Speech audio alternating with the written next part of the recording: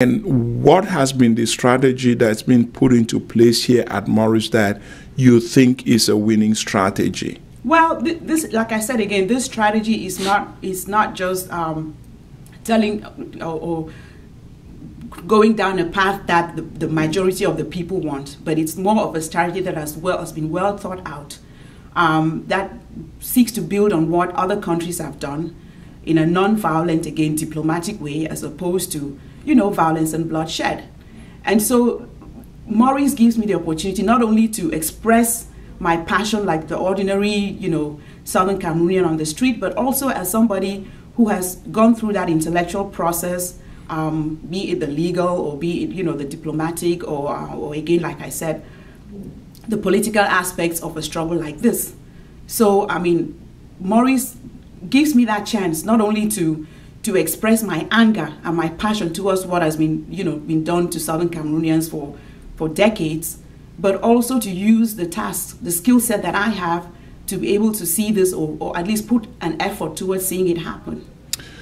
Last time at the New York, that was actually last month at the New York rally at the United Nations Plaza, you were heard, you know, asking Southern Cameroonians, especially those on the land, to resist, to persist, to insist.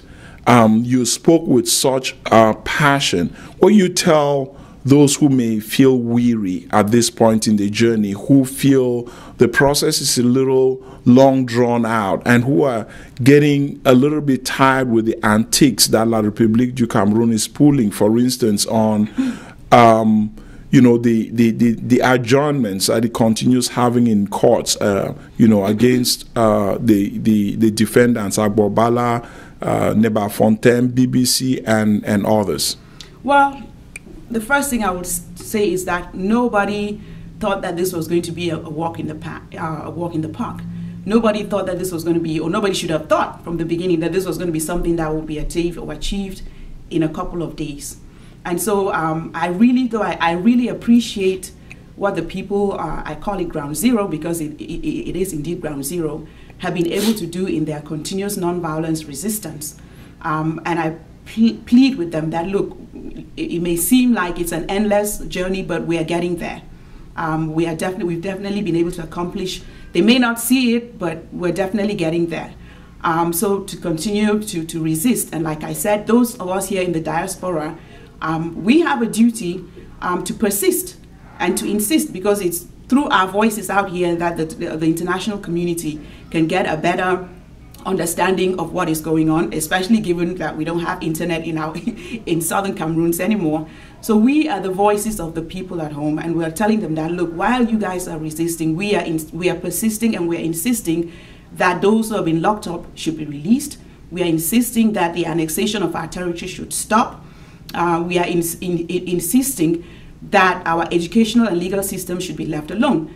So, and I know and I strongly believe that if we all continue in this, you know, resistance, insistence, and persistence, we will get there. We will get what we want, which is victory, which is the restoration of our independence. And talking about resistance and persistence again, the antiques that La République is playing, this circus that they're running in terms of lawsuits or, you know, trial action and whatever. Again, I like it. Those are just antiques. There is really nothing. They do not have a solid base of what they are doing, and frankly, I think it's just a way of drawing this thing out unnecessarily and hoping that at some point our people will get frustrated and tired, and giving them time, in my opinion, to kind of work out some kind of legal strategy, which at this point I believe they do not have. So again, I plead to those at home and those of us out here that we will win this thing, and there is no giving up, there is no turning back, there is no feeling tired, because we are winning already. Just a word to people who may feel like, we're on the sidelines. They are not committed either way. What you have to tell them? This is not we always have flip-floppers and dilly-dalliers all over the place. This thing is too serious for anybody to be on the sideline. For any Southern Cameroonian who is still doubting it, events, especially most recent events, have proven to us that, look, none of us is safe.